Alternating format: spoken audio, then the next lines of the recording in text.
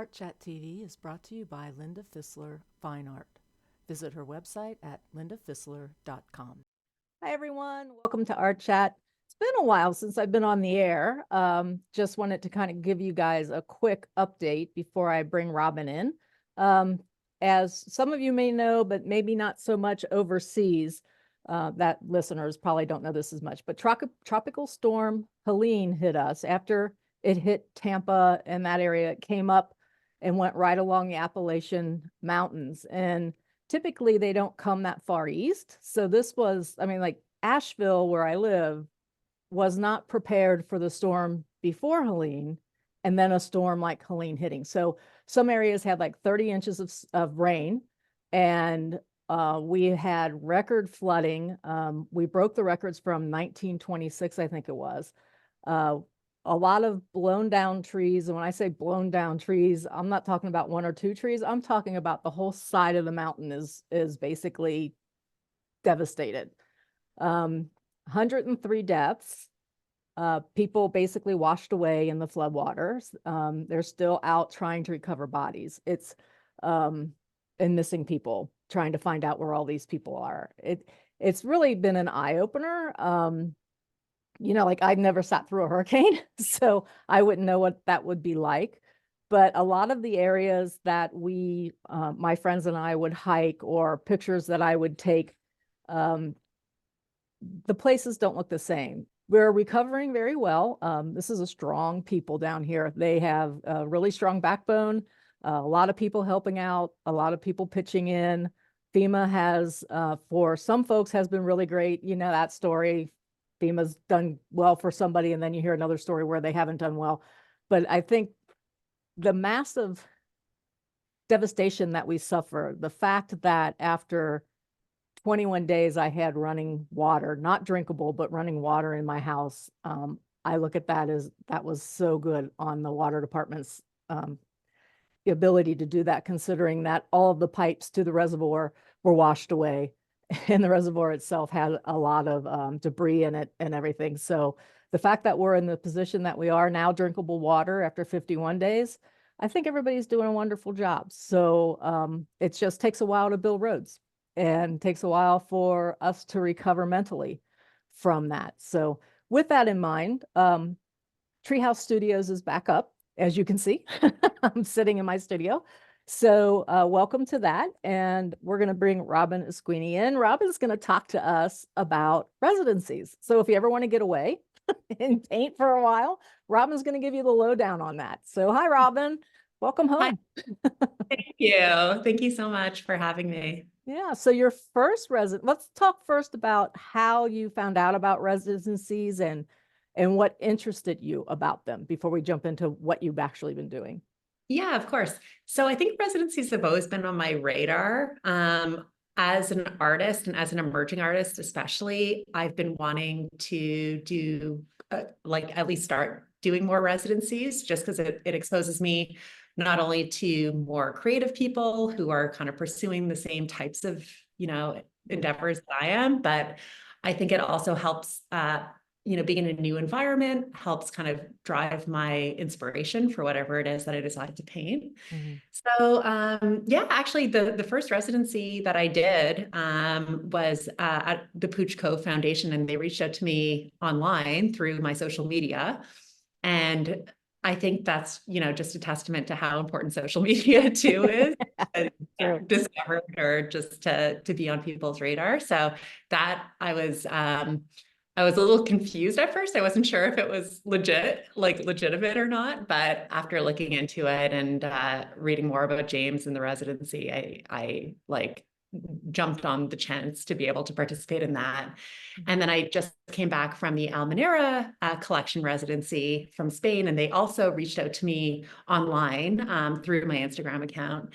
And I was very grateful about that. And, they did that maybe a year ago. So I just came back like about a week ago. And so, yeah, it's been a year that I've been waiting to go to Cordoba, Spain, and participate in that residency, which was absolutely amazing. And yeah, I look forward to sharing more. Okay. So let's step back a second, because we might as well tackle this because everybody's like, what's she doing on social media and how can I do it? So tell us a little bit about, I mean, you may have a plan, you may not have a plan, you may just wing it, but talk to us a little bit about your social media and how you're using it.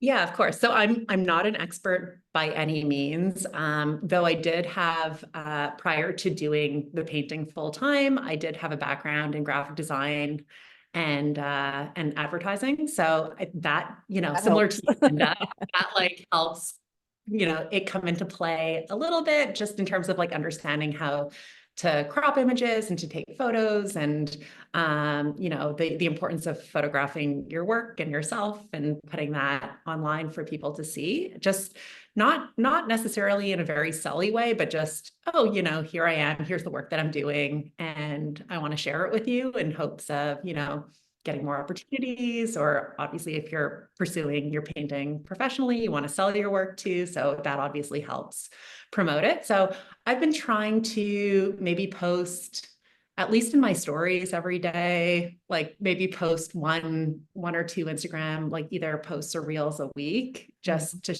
again continue sharing like what it is that I'm doing. I don't really have, I mean, there's a lot more painters that have a better strategy, but I think you know, sharing if there's any like competitions that I've done well in, or yeah, new work that I'm excited about. I want to share it and take good quality photos of it. And I, you know, that's I think what helps me, you know, get in people's feeds or on people's radars. Yeah, absolutely. So, and again, it's I've interviewed people from, you know, oh, I'm going to post every day to posting once a week. And the bottom line is to me, for me anyway, is, you know, do Sure. it when you're the most creative. I mean, if you make it into this thing, it's like, I have to do this every day, you're going to burn yourself out. You know, Totally. right now I'm actually just out on Substack writing book 6. And I thought, well, maybe some people would like to, you know, see my writing process and my free write process, if you will. So if the scene hits me, I go up, I type it out, I put it out.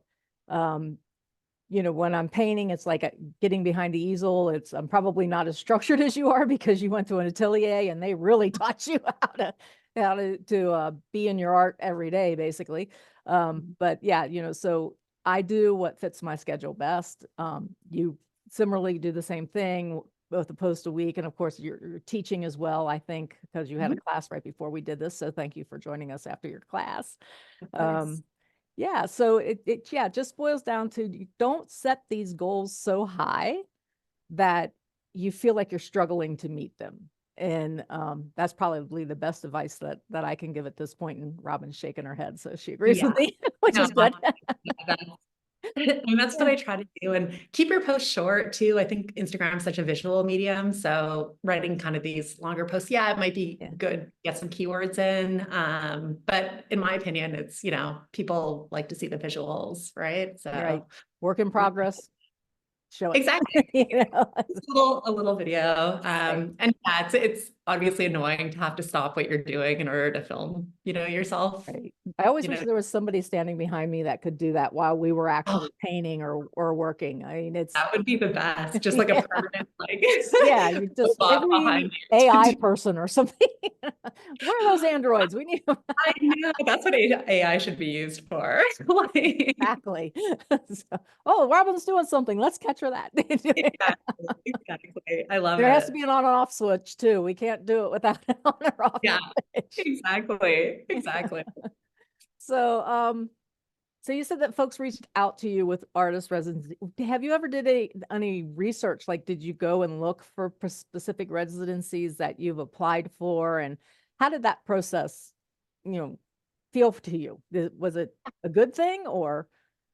Yeah, so I think after my first residency last year, I was a little I definitely had, you know, going to residencies more on my radar. And I looked into these platforms like Res Artists, I think it's called. But there's a bunch of platforms or even just like websites now that you can kind of research different residencies from around the world. And that's when I kind of came across the Vermont Studio Center art residency, which I applied for. And then I was lucky enough to receive a fellowship to attend next November, which I'm really excited about.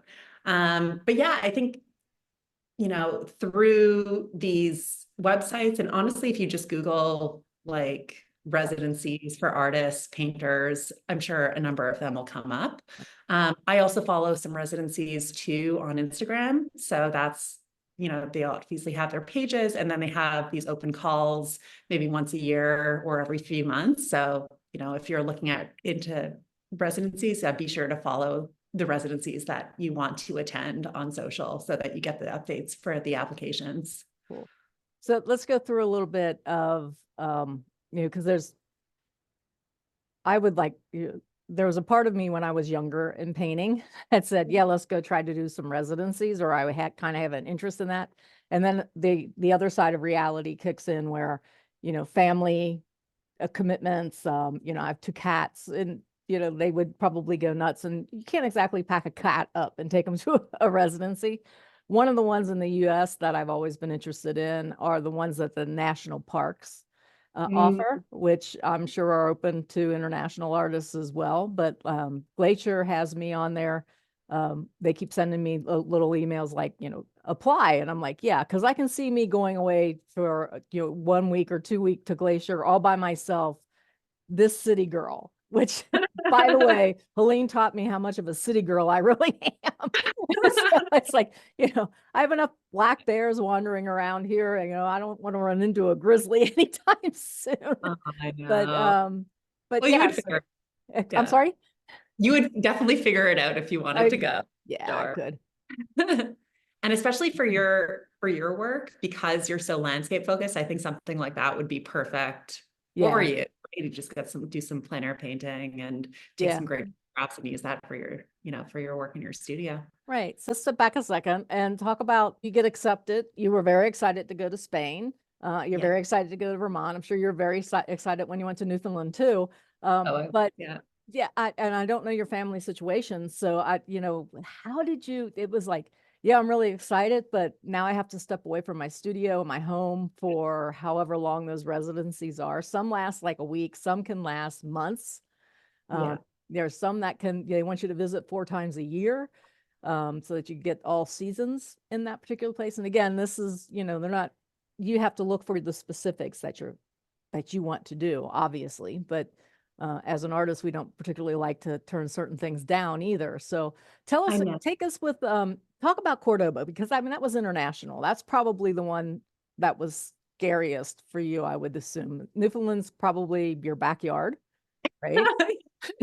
I know Canada's big, but same country, put it that Yeah, way. country. Exactly. No, so obviously, you know, going back to what you said, I feel very lucky that I'm able to go, both as, you know, somebody who doesn't have any disabilities. And I mean, I have a husband who is very encouraging, and he lets me leave for a period of time. So that's been really nice. But again, I don't have any kids. I don't have any pets. So like that allows me the flexibility to do things like residencies that I know a lot of our artists don't get the opportunity to do. But because of like the different timelines, like you can find a residency for a week, or there's often online residencies. So I think you just have to kind of figure out what works for you. And yeah, okay, that might sort of disqualify you from certain types of longer period residencies. And like I would never, like I just can't leave for like 3 months, right? And Right. usually up to a month is something that I'm like very open to do and get excited about. And that's usually enough time for me to really kind of dig into the work and the body of work that I want to accomplish like during that time. So yeah, so obviously like I'm very grateful that I have the opportunity and the ability to be able to do that, because I know a lot of artists don't. But that being said, like going to Spain, I mean, I've been to Spain before, but not to the south of Spain. So I kind of knew a bit about what to expect. What I wasn't really as prepared for was that nobody spoke English, Oh, no. especially in Cordova. And being from Montreal, I speak French. So that was that was helpful. And I know a bit of Italian, so I feel terrible for everyone that I've met because I Oh. butchered my Spanish, Italian, French, English to be able to kind of communicate. But Honestly, the owner of the residency, David, who runs the Almenara collection and the Almenara Art Prize as well, him and his family were so lovely and generous and just made the whole experience like that much better. And no, I think without that, I definitely would have been much less comfortable to be able to pursue what it is that I wanted to sort of do at the residency. Yeah. We had a good time. Tom, my husband and I visited Montreal for a Formula One race back in the 80s, 1980s or so. Nice. Yeah. So you probably were just a little child at that point, if you were even born. Yeah. But yeah, so it was that international feeling that you get in Montreal is so sweet. I mean, I love it.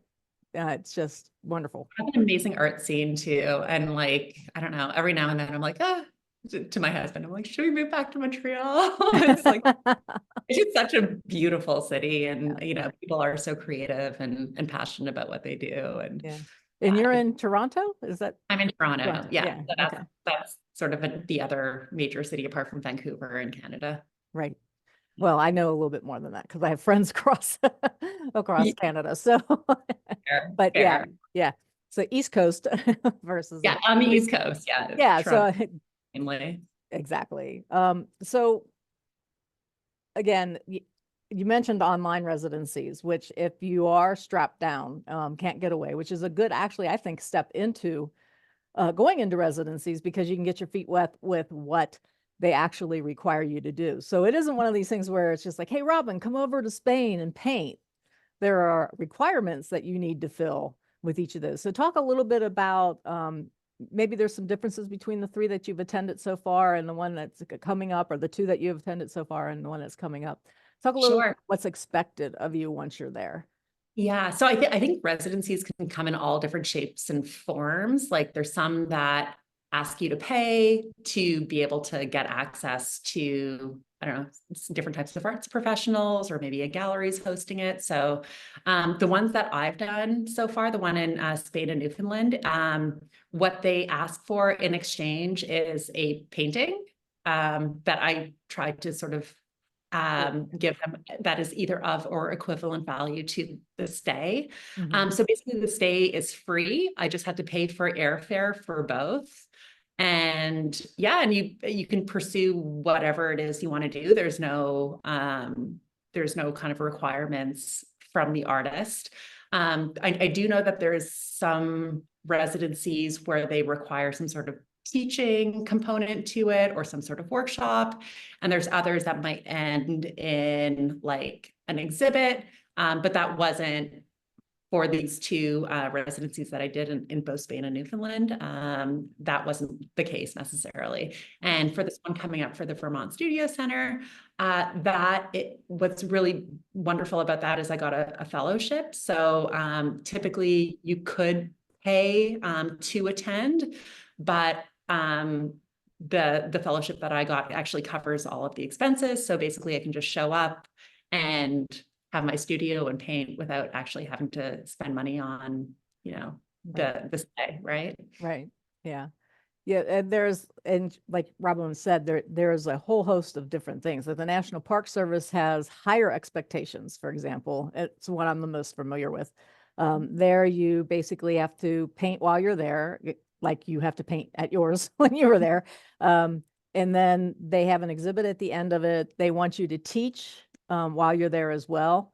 And I think the one in Glacier was like 4 times. You had to be there 4 times in the year. So once at each season to capture it. And part of the instruction is that, you go out with people who want to hear from you, what you're looking at to paint, why is such a particular scene so interesting, and, try to educate them a little bit on the painting process. Plus, they also give you an orientation on the park. So they kind of expect you to talk about the park a little bit as well. So yeah, so you could go from something, that's just tell us about your painting process all the way up to an exhibition being held, at a specific time. And then typically you leave a painting, if it's the National Park Service, you leave a painting with them to show that you had been there in residency. So yeah, so it's an interesting, there's so many different dynamics to this. It makes it so interesting. And you can take it as far as you want to commit to it or further, or just, not as much. I mean, I've seen some residencies that, are, like you said, a couple days and don't really, other than like maybe an online teaching session, is not, that encumbering to, keep you from going to it. So Exactly. yeah. So tell us, what have you learned so far from all of this? Oh man. I definitely took the two residencies that I did this year as an opportunity to improve my landscape painting and to create a body of work that was landscapes, which I actually had never really done too much when I studied at the Academy of Realist Art at the atelier. So that was one goal of mine, was to kind of create a small landscape series doing plein air paintings, as well as paintings from photos that I took of the landscapes and use those as references to paint. So You I, stepped out of your comfort zone. yeah, definitely.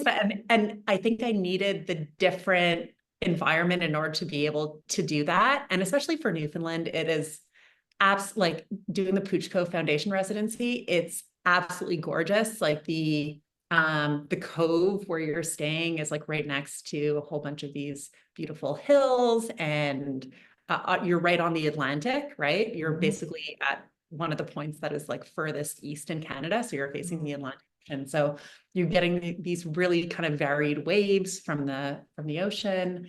So I really wanted to learn how to paint a whole bunch of different things, right? Paint waves, paint mountains, paint flowers, paint trees. And was obviously, I think I bit off a little bit more than I could chew, because it is very challenging. But I mean, it's the same principles for that, as well as, figure painting or still Right. life painting is what I do most. Yeah. And you just have to, understand your values and composition and an approach to that. So, but I definitely learned a lot while I was doing it. And I'm actually going to be showing this whole series of landscapes next year at a gallery here in Toronto. So Good. I'm Good. really excited about that. But Yeah. yeah, and then for actually the one in for the Almenara collection residency, I painted a portrait of Augustina, who is David's wife, who Hey. hosts the residency. Yeah. So they for a commission portrait upon going there. And I said that I would just leave that in exchange for the residency. So in addition to the landscapes that I painted in Spain, I also did this kind of larger portrait of her. Is David an artist? Were the people that you were dealing with artists, or were they just people that were more like They're, collectors and interested in art and the process? yeah, they're just collectors and people who are just really interested in art, who had this great idea of giving more exposure Nice. to emerging artists and to realist artists. And I think David and Augustina have a really good artistic eye, even though that I don't believe either of them are in the arts. Mm. So it was really nice to see just how passionate they were. And I think that adds a lot to the residency at the Almenara Art Collection, is just how passionate they are about artists and art, and just wanting to That's create a great. platform for artists, Yeah, that's right? fantastic. Yeah, it's great experience with that. Yeah. So I'm gonna say something here, and you can go true or false. Okay. Okay, So sure. moving from portraits to landscapes is easier than a landscape painter moving to portraits. They're both different beasts. There's certain things that are easier and certain things that are more difficult. I think for portraits, it's you have to know a lot of anatomy, Hmm. right, in order to kind of create a convincing portrait and understand how light falls on a face. So I think that's what's most challenging about portrait painting. Yeah. But for landscapes, I think it's all about it's a lot more about composition and understanding how different forms relate to one another. So you almost have to make certain things up, because certain things even like don't stay still. Like you're not going to Hmm. ask a wave to stop moving. Right? Yeah. So that is obviously the more challenging part of landscape painting, is not only how everything moves and shifts, both in terms of like lighting and environment, especially for painting on plein air. But yeah, just understanding how different forms relate to each other and creating the best composition you possibly can with the environment that you have. Yeah. And necessarily being a slave to what you're seeing at the moment, but taking that into account and incorporating it into kind of this larger idea for a painting. Right. Yeah. So, and when you were at the atelier, did you paint plein air at all, or did you just really get out of your comfort zone with it? For fun, I did, but it was never part of the curriculum, Okay. right? Yeah. I was never formally taught how to paint landscapes. It was more from like watching YouTube videos or seeing other landscape painters. I mean, Canada has a huge history of landscape painting. So the group of seven is probably the most well-known Canadian painters, right? Mhm. And, you know, whenever you walk into a gallery here in Canada, you often see a lot of landscape paintings, especially outside of Toronto, like even Right. up north and in the suburbs, there's a lot of galleries too. And I mean, in Toronto as well, Mhm. that show a lot of landscape painting. So yeah, I wanted to explore that and see if that is something that I wanted to incorporate into my own artistic practice. But regardless, using like a lot of the colors and understanding composition to inform my still lifes and my portrait painting too. Yeah. I'm looking forward to seeing some of those because I love your portraits, and you always Thank you. hit the one behind you, like the waves of the colors that you have going around the person when they're sitting there. Yeah, That really attracted me when I first saw you, so and thank you. discovered you. So it was like another different, totally different way of capturing a person, and Yeah. it's part personality based. Go ahead, Robyn. I was just gonna say, like, actually, like, I'm starting to paint a lot more blue paintings, and I think it's as a result of doing a lot of these planner. Actually, like, I have just a small one here that I did, a small Oh, little landscape wow. painting. That's I mean, gorgeous. thank you. I'm Oh, not a seascape painter at all, but this was really fun to again like explore like the textures of the waves and the rocks. And this one I did in Newfoundland, and this is of obviously you can kind of tell based on the rock formations, but yeah, even just the color palettes and the way that the brushstrokes are in my landscape paintings, that has definitely started to inform my portrait painting too. right. So how many times did you go, stop doing that, quit moving, stay there? So many times in my head, but obviously Yeah, it doesn't work. it doesn't work. Mother Nature doesn't really respond to anyone but herself. Yeah. So I had a trip with my mentor, Kevin McPherson, Mhm. to New Zealand. And there was one point when we met Ben Ho, who is a wonderful Chinese artist, Yeah. gorgeous, gorgeous paintings. And his wife, Mary, also paints very, very gorgeous landscapes and cityscapes. And I can remember I said, I'm just going to step back and watch these two masters. I'm not even going to try to paint. And I just wanted to watch them and their process and how they're doing it. So Kevin naturally saw me standing there and he goes, okay, so when light hits that mountain over there, I need you to tell me. And I'm like, what kind of light? What are you looking for? So about every 5 minutes I go, light changed. And he go, not yet. And he started painting somewhere else, catching where the light is and all that kind of stuff. But I think, standing there watching both of them paint at the same time was really interesting. And this was a place that Ben would paint at a lot. So he was a lot more familiar with how the light moves in New Zealand and all of that information that he takes into place. Like 45 minutes later, painting about, at least 20 by 24, I would say. 45 minutes later, he was done. And That's incredible. I have so much yeah, respect for people who can do that because yeah, that takes a lot of an understanding of what rocks look like, what mountains look like, where the light is coming from. And I think just understanding the placement of the light and how it relates to these different elements in nature is yeah, that can take a lifetime of study just doing that. right. So the Mhm. Spanish one, that was a month that you were That away? was a month. Yeah. Yeah. Newfoundland was how long? And then the one, the Pooch Cove Foundation residency in Newfoundland, that they offered me 3 weeks to do, but unfortunately I was only able to do two, but they still allowed me to go for the 2 weeks. So, All right. So if you had your choice, are you going to go 2 weeks or a month or longer? Now that, yeah, that's a great question. I think it depends on the project. I know for the Vermont studio one in November, that's 3 weeks, which I think is going to be a nice period of time to be able to get, yeah. whatever it is that I want to get done All during only that. lasts so long in Vermont. So Yeah, exactly.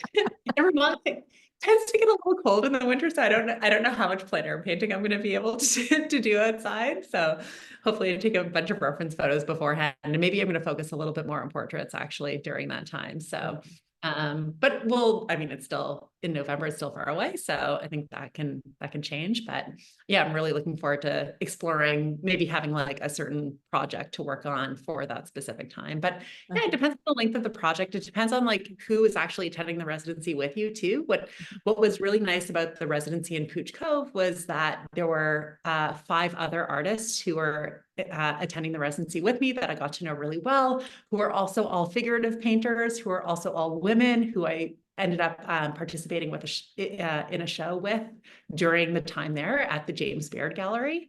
So that was a really, really special thing for me, because just not being able, there aren't very many figurative artists here in Toronto. So just being able to talk shop to a lot of other professional artists was so helpful. And I got so many great ideas, and, they were all so sweet and really passionate about the type of artwork that they were doing. And obviously it rubbed off on me. So that was a really great experience. And the one and then the Almenara collection residency, that I was in residence with another artist from Virginia, and her name is Patricia McMahon Rice.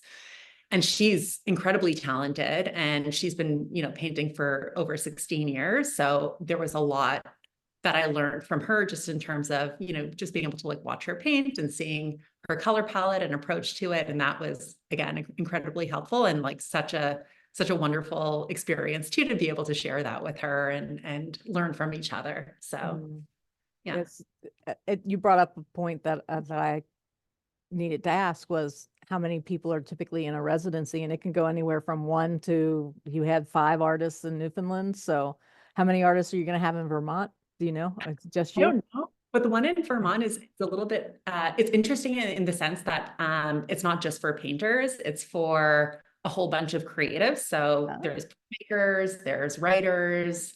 I don't know if there's actors, but like, it seems like kind of this whole variety of people pursuing the like art profession. So that's going to be interesting to me, to meet people who are probably equally as passionate as I am about pursuing their craft, and then learning more about their craft, right? Because I definitely don't understand, or I'm not very good at writing, and I'm definitely good at acting. So just to be able to like hopefully be able to watch other artists kind of pursue and practice their craft is something that I really am looking forward to.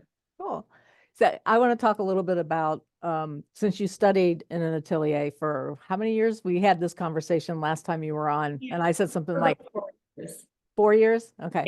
Yeah. I think I said a year or something like that, and you just started laughing and said, "I wish." I was like, I don't know. I'm self-taught. What can I say? But exactly. yeah. So you're, I would say, very used to getting up, getting into your studio, doing what you need to accomplish in your studio, whatever you set for that day, whatever that menu looks like for the day. And then, artist residence, there's something similar where you're going to get up and you're going to be in your art all day. Would that be writing or something else? But the difference between the plein air painting, landscape painting, and figurative painting,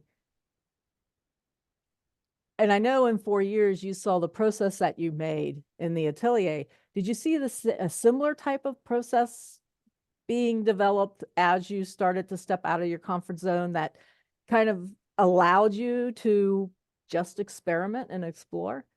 Yeah, so I definitely think I got a lot better. And I think I learned by making all of the mistakes in the book and then figuring out not how Mistakes not are to good. do it before, which is great. Yeah. But no, I think I'm happy with some of the landscapes and some of the approaches to it, especially the ones that I did near the end, because seeing, I feel, especially for landscape painting, sometimes seeing what you want to paint in a photo versus seeing how that's going to translate to a painting. Those are two very different things, because it can work really, photos can work really well because they're just capturing everything realistically, but that doesn't necessarily translate to paint, right? Right. So Photos I lie.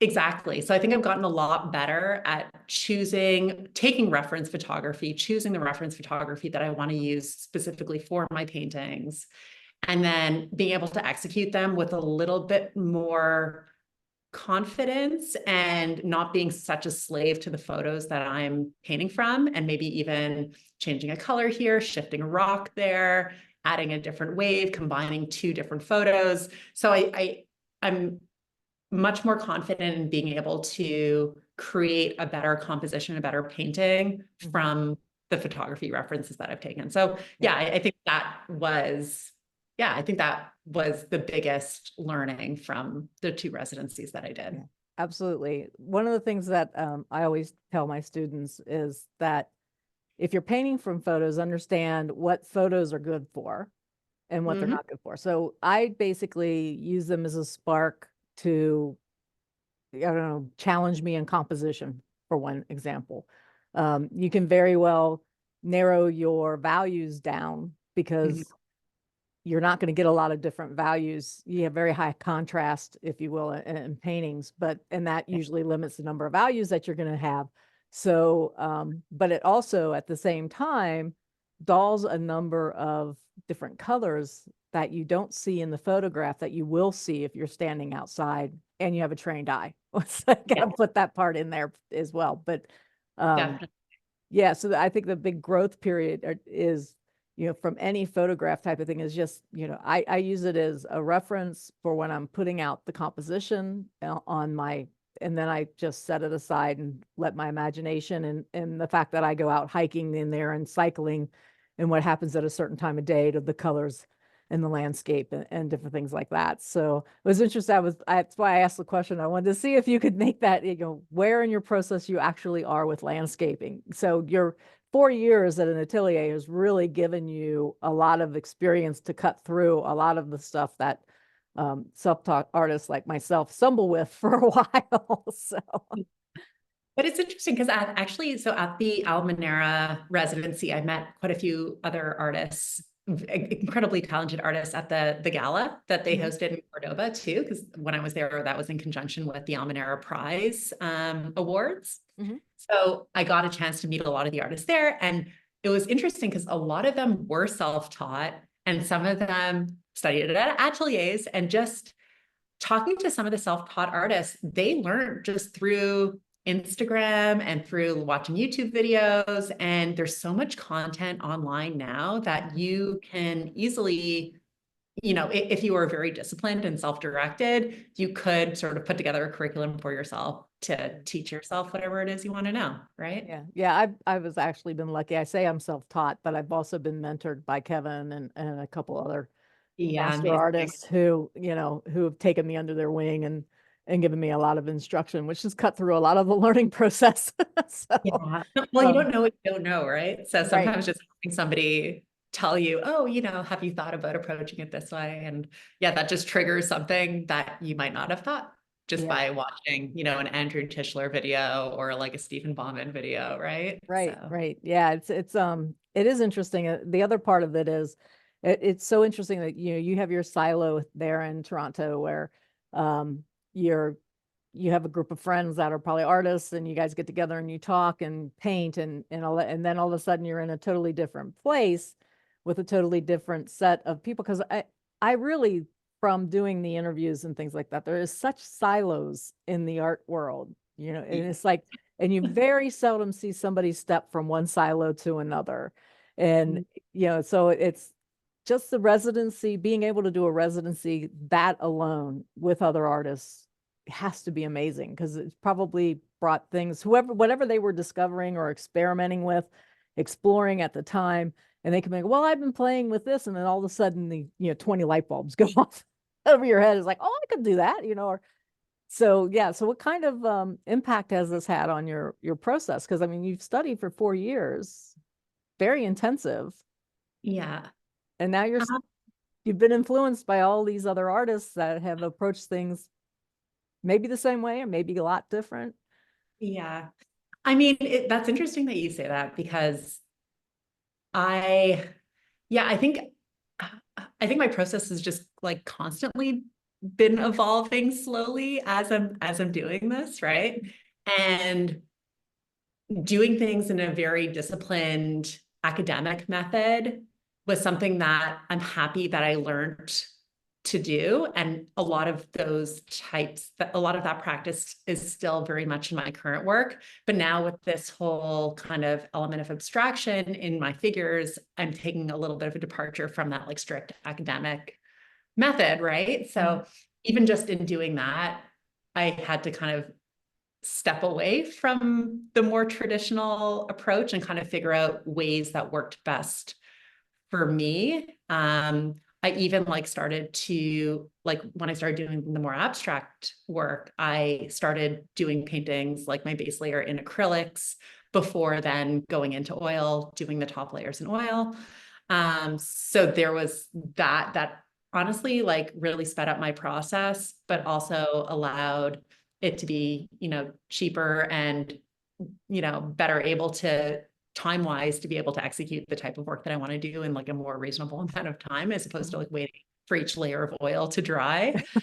But no, and it's interesting because I definitely, whether I know it or whether I knew it or not at the time, there are certain compositions or certain things that the other artists have done at the residency that I'm sure just kind of like went into my like subconscious and are now either tools that I can like draw upon whenever I'm kind of producing my own work.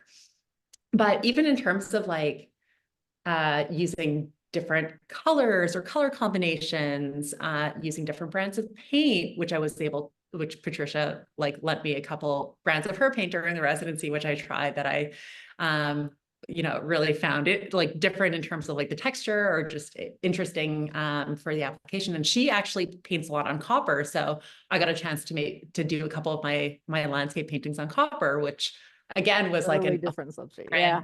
experience, right? Yeah. So I love having, I think the more you know, the more you can draw from this like kind of abstract toolkit, right? That you have in your mind as to how to produce paintings. Right. And yeah, I don't think even if you try something and it doesn't work out, I never think that that's, a wasteful thing at all, especially, it helps me even in like trying to articulate what it is that I like about the current media that I use versus not, or even if my students want to be able to try certain types of media, I feel like better like prepared to coach them in terms of like, okay, well, this is good for this type of application, but maybe not so much if you're going to approach your painting in this way. So yeah, I mean, just I really enjoy just like learning a lot about different methods and stuff. And I think that the residencies and being able to learn from the other artists there was like such a great opportunity because yeah, to your point, it like exposes you to things that you just don't even think about yourself. Right. Yeah. So, and also it sounds like you have a voice, but that voice may actually be changing a little bit now that you have this other exposure away from the very academic way that you've been taught to now it's like, what if, what if I do this? And, instead of somebody going, no, no, you can't do Yeah, that. That's not allowed. So, exactly. And it's funny because like obviously I still love traditional work and my first love is like academic painting and I love all the like so many of the Renaissance painters and I when I was actually in Madrid on the day before my flight I spent some time in the Prado and just looking at those paintings were oh my God, like the Velasquez, the yeah. Remy, the Mengs paintings, all of those were like absolutely incredible. And like, there's a part of me that wants to continue kind of pursuing, Mm. figurative work in that, Oh, with that absolutely. aesthetic. But I don't know. I feel like the work that I'm doing now, the more I'm learning about different techniques and materials and just being alone with myself in my studio is the more I'm trying to dig into like what's right for me as an artist, like what do I enjoy most in my artistic practice and like who am I and what do I want to say as an artist? And that's obviously something that all artists I think wrestle with every day. But yeah, it's important to kind of be true to yourself and produce the work that just kind of almost naturally wants to come out of you. So I'm a few decades older than you are. So let me tell you, that never changes. You're constantly talking about what do I want to do differently? What, Yeah. where do I want to step into? Who can I go look at? Who can I go study because I find something that they're doing very interesting? And, Mhm. what is it that they're trying to say? I think the exploration into your voice in what it is that you want to say with the colors of the paint, the texture, whatever it is that you're going to choose, that is a constant that stays with you throughout your painting career and beyond. I mean, to the point where you're just like, I'm not going to create anymore. You're still going to be creating. So it's, and it's one of those things that's kind of like, I have a friend out, well, George Gallo, I don't know if you know George or not, but George is a screenwriter and he loves to paint. So his escape is to go into painting. My escape is to go into writing. So so he's like, I can't believe that you write that many words, for a book, a novel. He's a screenwriter, so different technique too. And we constantly, he goes, I'm so tired of writing because he does it for a living. And he's like, I always, he envies me because I can go into my studio and paint. I envy him because he goes in his studio and writes. So Yeah. it's an interesting, um, difference that we conundrum, I guess is the word I was looking for, that we have when we talk to one another. And so, but I mean, you could boil that down to the simplest thing, like with what you're wrestling with. How much of it do I want to bring academically into my paintings, and how much of it is this, exploration that I really want to have with color relationships, or, you know, let's use 5 values instead of 4 or 3. Let's, let's how do we get to that process? So it is a lifetime study. I mean, Yeah, we're learning every for day. sure. And So there's always this push and pull, right? Like you might see something that might bring you in one direction and then another thing that'll bring you back. So this pendulum that keeps on swinging between, like, at least for me, doing the more academic realist work versus doing the more contemporary work. yeah. And then I guess even exploring landscapes and doing some still lifes, right? So, but all of that I think comes, like, regardless of what you do, it's all gonna sort of be a part of your art, right? It'll always kind of be in the back of your mind Yes. in terms of like a potential direction that you can take for whatever it is that you're working on, Right. right? Right. Yeah. And it's also one of these things where you're doing your self critiques. One of the things that you need to allow yourself to do is fail, Yeah. so that you can learn how to fix that failure. Yeah, it's like, I don't know how many times I've done something wrong and said, that's where that confidence comes from.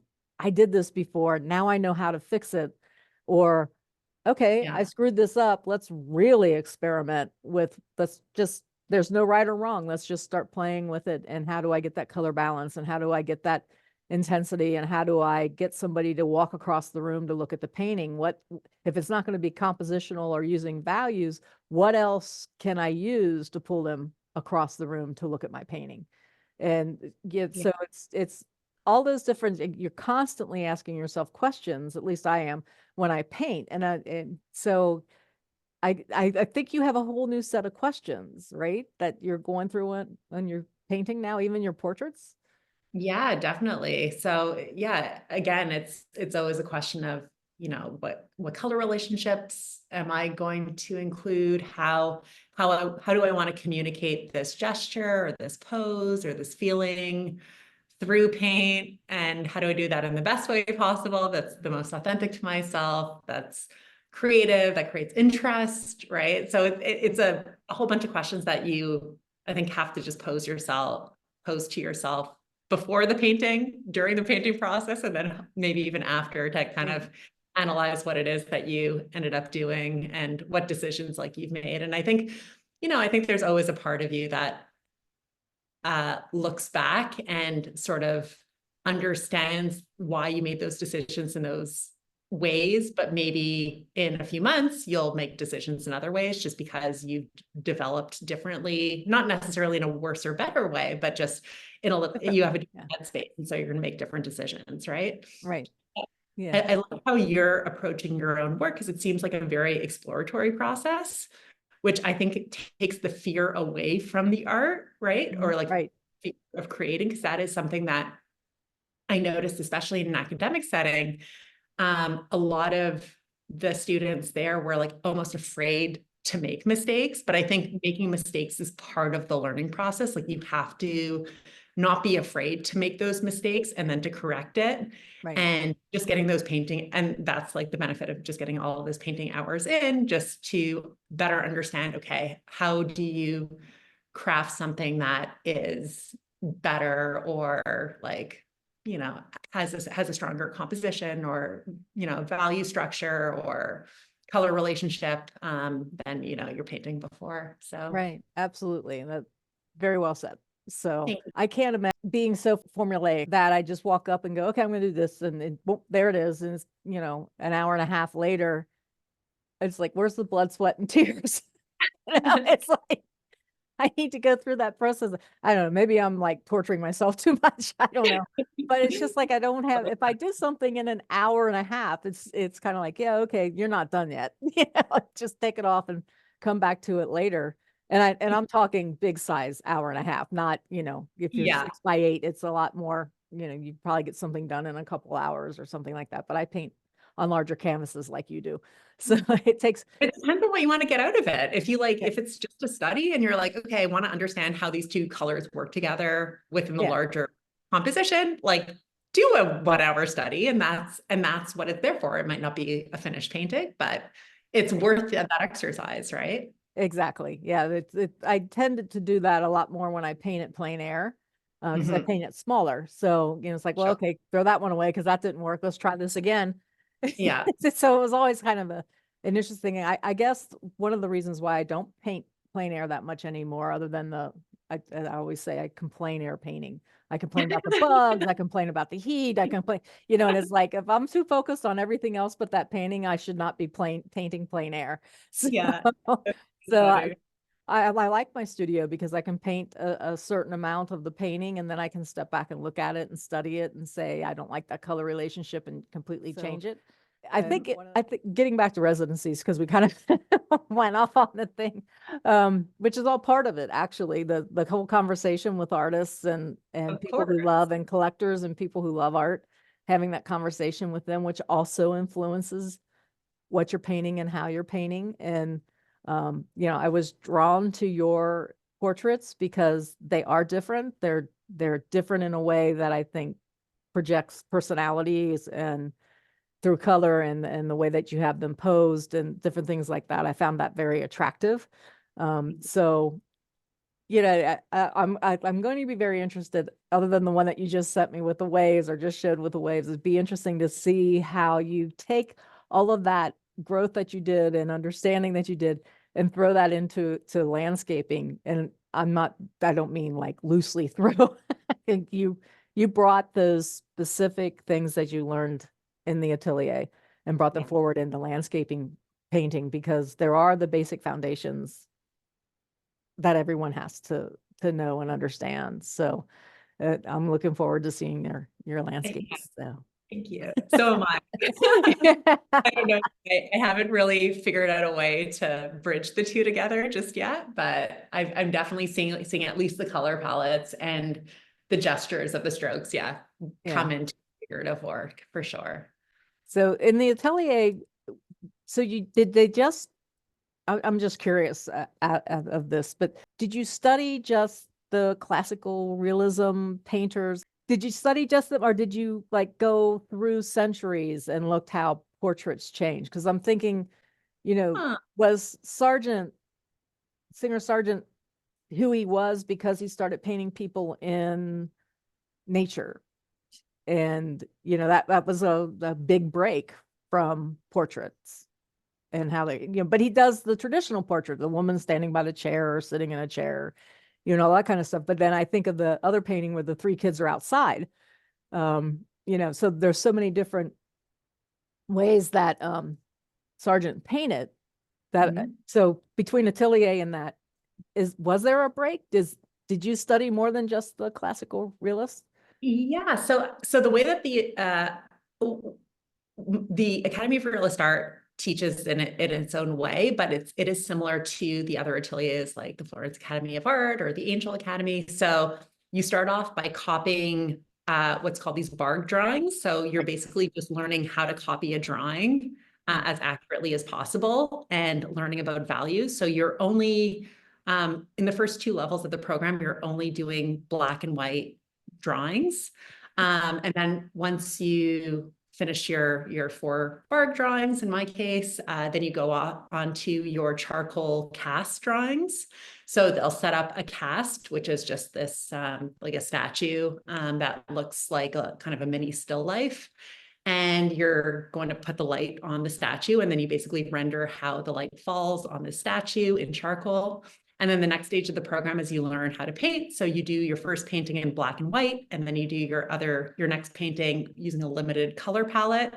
And then you do another painting, another still life painting, doing a full color palette. So that's kind of and all throughout the painting, just still lifes or from casts, you're also doing like figure drawing and painting too. Mm-hmm. So you're getting exposure to drawing the figure from life multiple times a week. And that's where a lot of like that learning comes in, right? Right. Learning to draw and paint from life. So in terms of looking at a whole bunch, to your point about looking at a whole bunch of these other artists and how that portrait has developed over time, which I think could be like a very interesting exercise and almost like a workshop too, or even just like an academic paper, I guess. Well, there you go. But I think that a lot of artists, even like John Singer Sargent, for example, studied more classically. Sorolla studied using more kind of classical methods, apart from some of his teachers, which encouraged him to, paint on plein air as well.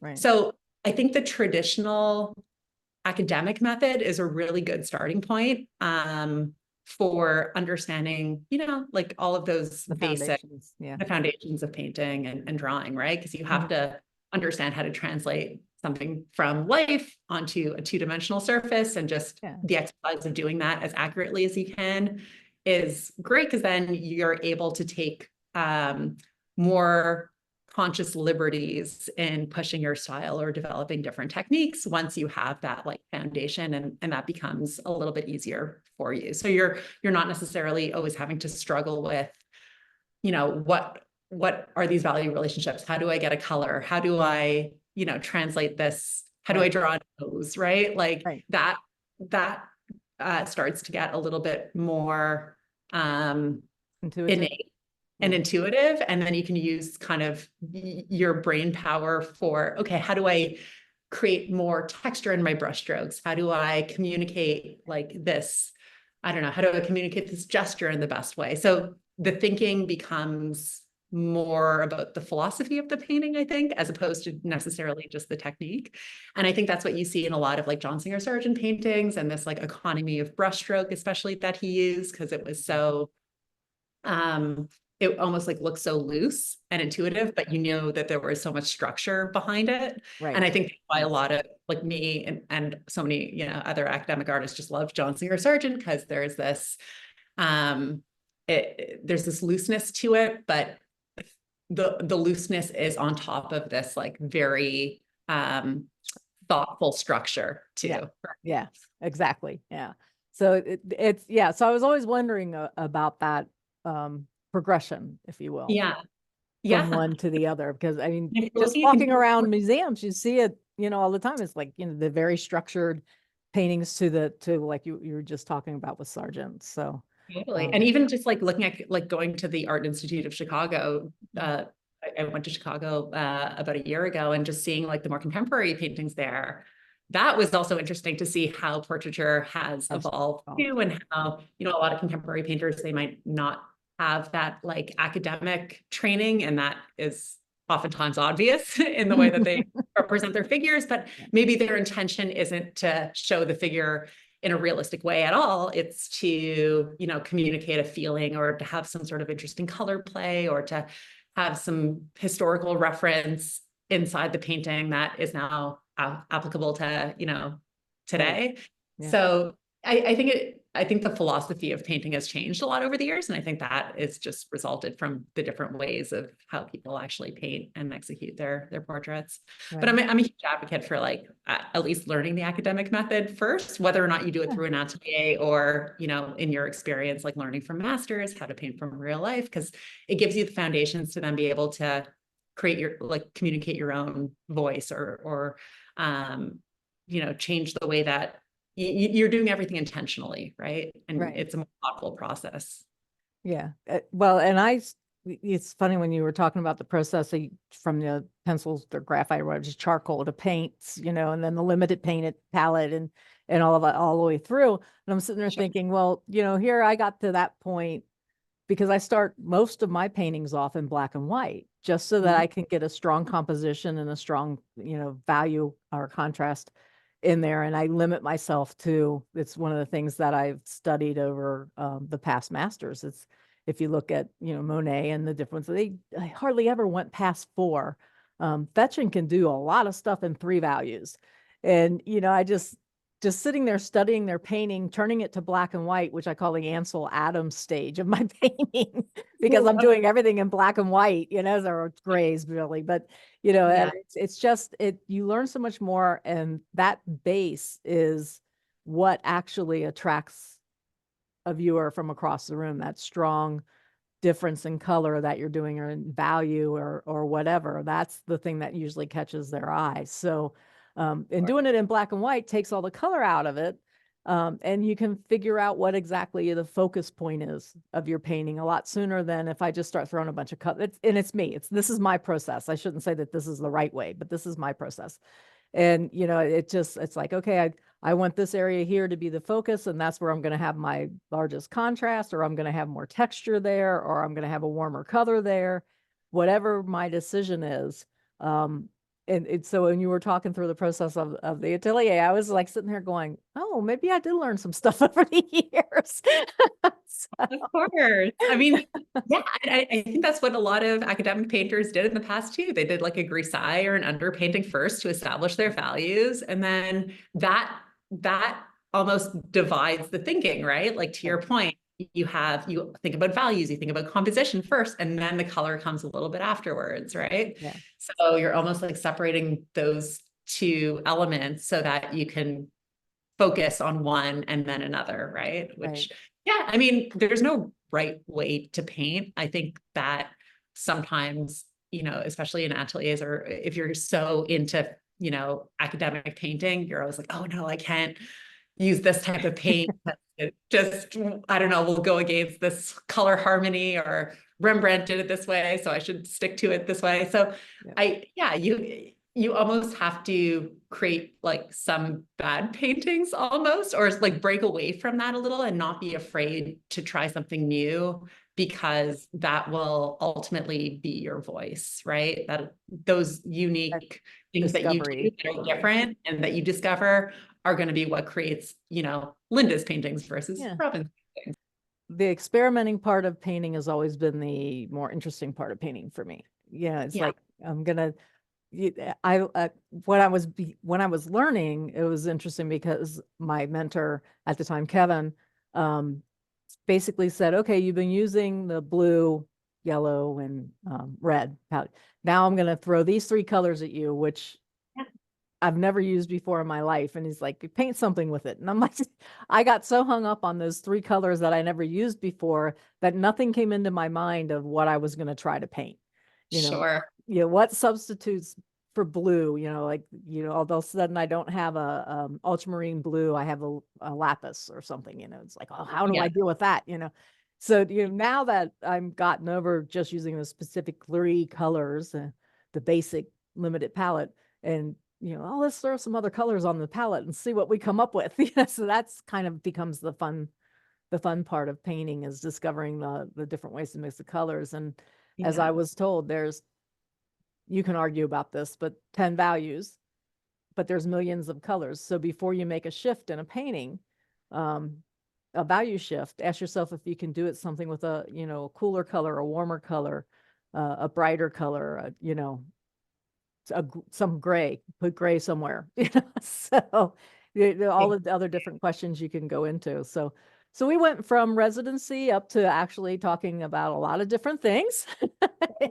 And we're two artists talking, so. Yeah, two artists talking. You got that So, right. so Six, six, six, six. yeah. Yeah. So is there anything that we haven't covered on residencies that you may want to talk about or advice? I would just say like I had a really great experience doing it. So I encourage everyone on whoever's listening to this, if that is something that is interesting to them or that is something that they want to pursue, then yeah, go ahead and start applying. And the worst that can happen is your email gets ignored and you just keep on applying to other places, right? So Right. there's really no harm in reaching out. Also talk to other artists who have done a residency that is similar to the one that you want to do. Like I know I've reached out to a bunch of people on Instagram, or even people in my friend group that are very encouraging and will help you either in your application or telling you what might be a better fit in terms of residencies. So yeah, just do some research, and sometimes even coming up with like a proposal or a very specific goal for what you want to achieve during the residency, I think is always helpful. But yeah, it's ultimately like part of your creative journey, and just go and explore and try something new and put yourself in a different environment. And then, honestly, that could even be without doing a formal residency. You could just travel somewhere or invite other artists to your studio and have a painting day. And honestly, just putting yourself in a different environment, I think, is so helpful in triggering different parts of your creativity and your process. Yeah, great. So thanks, Robyn, for coming on to our chat. This is our 14th season. You're the first episode of our 14th season. So Amazing. Well, it's so great chatting with you, Lynn. yeah, I appreciate you having me. yeah, I enjoy talking with you as well, and wish you all the best. And looking forward to seeing those landscape paintings out there. So I'll keep an eye out. So, okay. Okay. Sounds great. Yeah. Bye-bye. Thank you. Bye. Thanks everybody for listening. Bye-bye.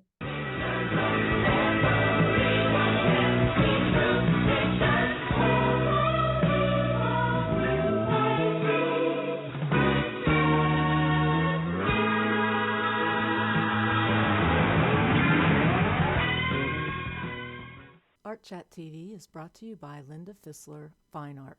Visit her website at lindafisler.com.